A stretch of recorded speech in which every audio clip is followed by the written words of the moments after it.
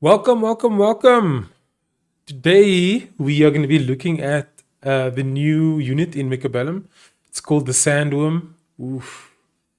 And it's a giant melee mech. It's obviously exciting to see something new in the game. It's inspired by Dune, obviously, with that name. So, yeah, basically, it's a giant melee unit that burrows underground when moving, and it doesn't take any damage while it's underground, and then emerges from the ground when it attacks. So, as soon as it's done attacking a unit, it will then go back underground. And then come back up to attack the next unit. So it's basically within melee range most of the time. It suits my playstyle very well because I play quite aggressively. So it's more of an aggressive unit, but I have seen guys use it in standard as well. Um, its abilities are mechanical rage, which is kind of self-explanatory. Um, and then its mechanical division spawns rank 1 larvae. So it's 4 of those. And basically, they're like mini sandworms, but not like crawlers. They're like mini sandworms on the field. So that's pretty cool. And then I've got armor enhancement tech instead of underground maintenance. So underground maintenance is a new thing. Basically, sandworm goes underground and it restores 15% of its HP. I feel like armor enhancement is better here because it increases the HP by 50% and blocks 60 damage when attacked. It's really good. And for each rank, it increases, so it scales pretty well. And then there's Sandstorm. It's a new ability. When the sandworm burrows out of the ground, creates a sandstorm with a radius of 120 meters and lasts 10 seconds. Units in the sandstorm attack range is reduced by 50% and damage taken from range attacks is reduced by 30%. So that's really good when you're like fighting these ranged units that are trying to counter them, right? Um, Obviously, that means they are quite vulnerable to strong melee units or units that can that have a lot of HP that are melee. So obviously, rhinos are really good against them. But nobody knows that yet. People are still trying to figure out what they must do. A lot of people just go Melter because Melters are supposed to be good against giants. So yeah, I want to show you a game that I just played, and then showcase how the unit kind of works, my thought process while playing the game, and things I think about when I'm playing aggressively in Mechabellum. So for us, we're starting with Giant Specialist. No surprise there. And I just chose a default aggressive setup because playing aggression is about the spacing and the setup, but it's also more about how you catch your opponent out, right? So what I'm thinking here is I'm gonna obviously force an attack over here, and this is my main pressure point in the game. But what that means as an aggressive player is that I'm open to flanks in the back.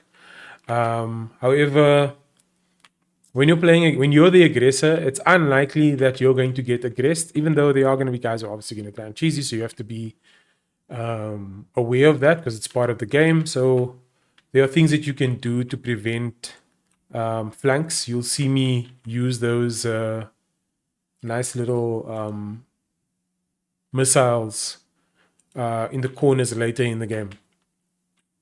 For now, what I'm just thinking about is what's he going to be doing? How is he going to be placing? It looks like he's going standard. This is definitely going to catch him off guard first round, but it might not be the win for us. So the engagement on the left, crawlers engage first, and then we've got this phoenix that is engaging. That's left wide open, And we've got the arc light and the crawlers engaging on the right hand side. Phoenixes beat the snipers on the left, but we've got no chaff left. He's still got quite a few sledgehammers. And so now that's the difference between having chaff and not having chaff, because the snipers are all distracted by the sledgehammers, and the sniper on the other side just gets to pick off everything. It's a great demonstration of why chaff is important.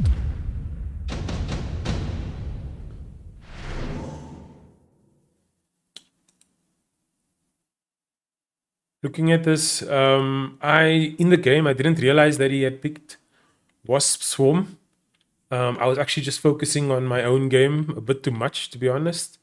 So I was thinking about where I'm going to put the missile strike. Immediately, round 2, I pick up my first Sandworm. There's a nice space for it right here, so I put it right there. I didn't want to put it too far forward because it might get exposed to a melter right here. And I didn't know he was going to bring in fangs. I should have expected it because he didn't really have a lot of chaff besides the tanks.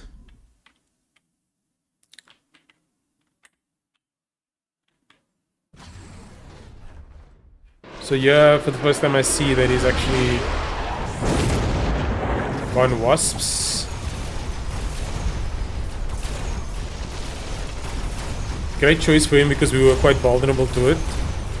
But now he's got this massive sandworm problem on the left hand side.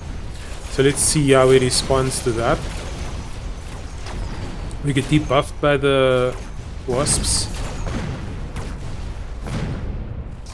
Sniper's targeting our sandworm. Sandworm goes underground. He's not targeting the tower. We get the tower debuff, which is amazing for us, but the sniper, the hero sniper, is still doing his job.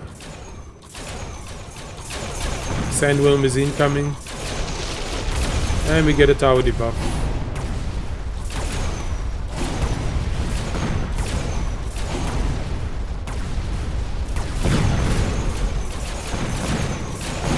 Our phoenixes get taken out by the wasps, and the sandworm is all alone because it cannot attack air.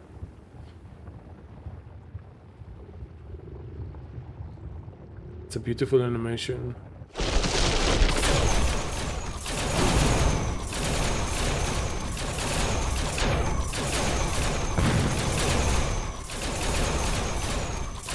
And now it's just wasps versus a lonely Sandstorm. Okay, round 3. I've got a giant on the field, so I'm definitely taking absorption module. Any of you who play Dota 2, it's like a Mask of Madness. Every time you hit something, you get life back, basically. So I immediately put that on my Sandstorm. It's really, really good. So every time he hits for 7,000, he gets back 7,000 life, which is just amazing. Especially good on Maltas.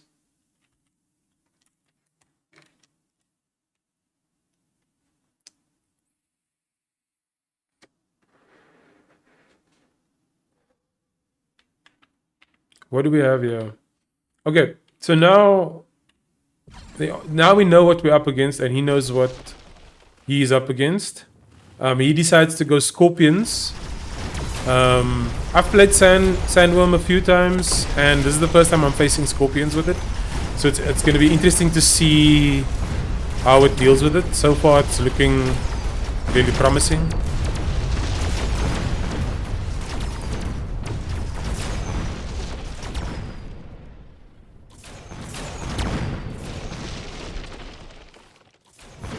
Ooh, that's nice. I love the animation on the sandworm. So he's only got ground units left versus my 2 phoenix, my 1 sandworm, and my arc light. Let's speed this up.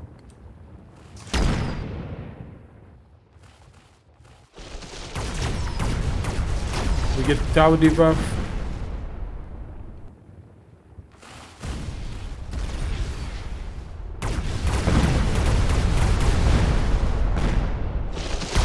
Now it's just the Sandworm versus these little guys. Unfortunately for them. Sandworm wins. Right. Just one Sandworm on the board so far. I decide I'm gonna continue the aggression with some rhinos.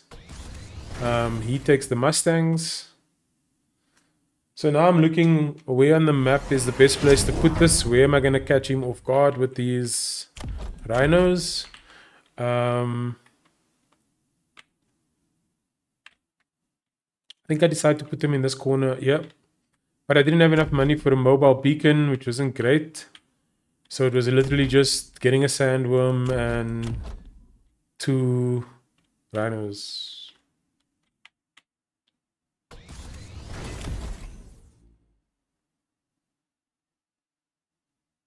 Oh, and the Wraith. I got the Wraith as well. I forgot about that.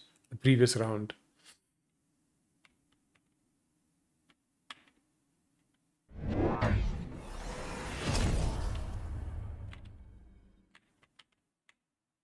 So now he goes acid on his scorpions.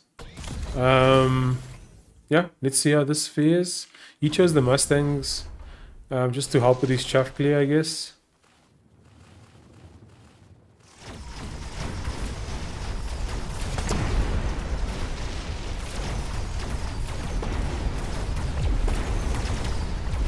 The Rhinos are gonna get through. This one Sandworm has already died. But we get the debuff, so that's good.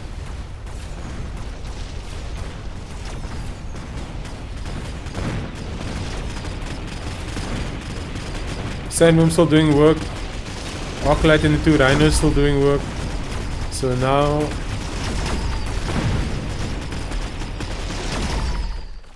everyone turns their attention to the rhinos.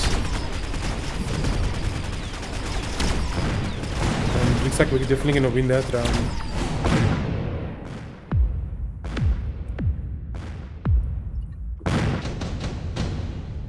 Alrighty, so I've got giants, so I picked tank production line, which is really good. He chose energy shield device specialist, but crawlers and sandworms ignore shield devices. So do rhinos, so I don't understand the point of that. I decided I needed more chaff, so I brought in some crawlers on the right and crawlers on the left just to support, and then a wraith on this side.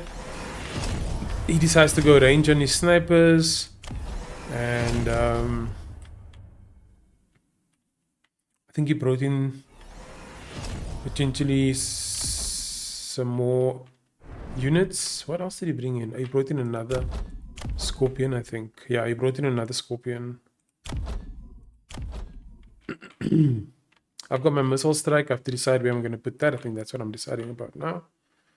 There's a lot to hit here, but I like the hit on the Mustangs because it's a level 2 set. It's the most damage you can deal.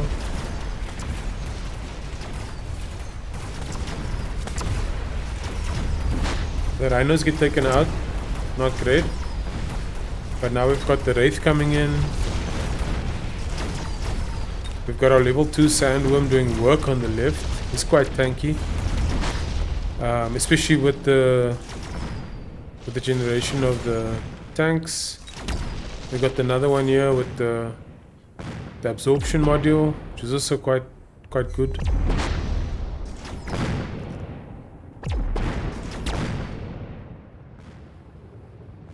We get debuffed.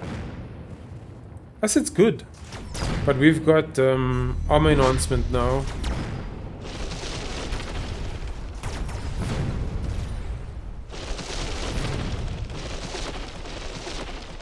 Two level 2 sandworms.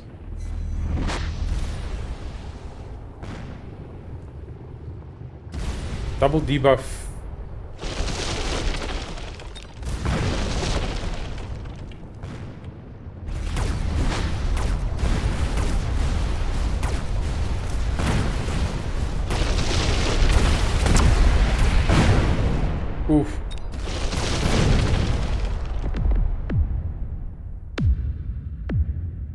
That's a lot of damage. Okay.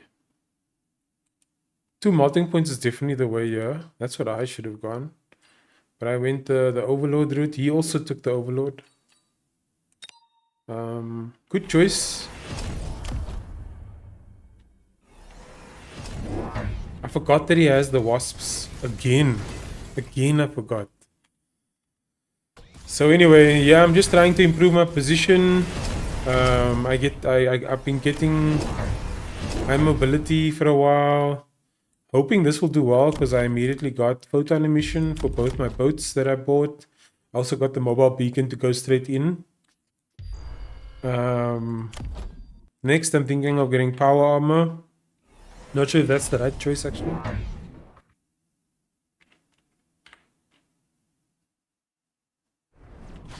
Should maybe go on rage.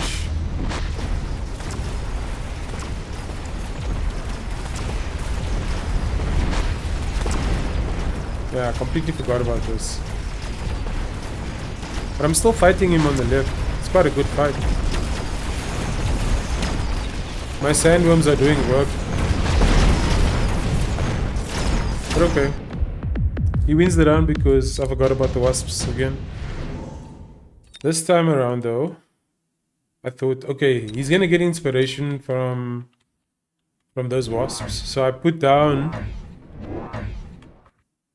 a missile. I've added some more worms here now, and I've added a wraith.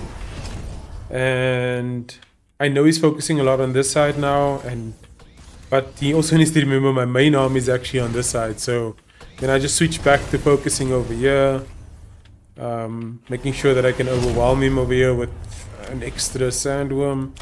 Got the high mobility. Yeah, I think we're ready to do this.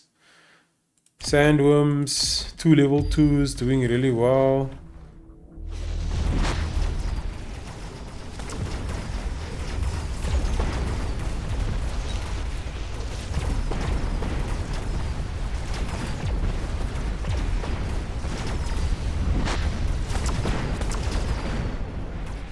Oh, he brought in... I didn't even notice he brought in the hackers. But he isn't addressing the real problem, which is the sandworms. So yeah, I've got rhinos, but bro, I've got sandworms. You can't hack sandworms. It's nearly impossible. Look, he's trying. It's not gonna work. He's gonna be dead by the time he can even think about hacking him.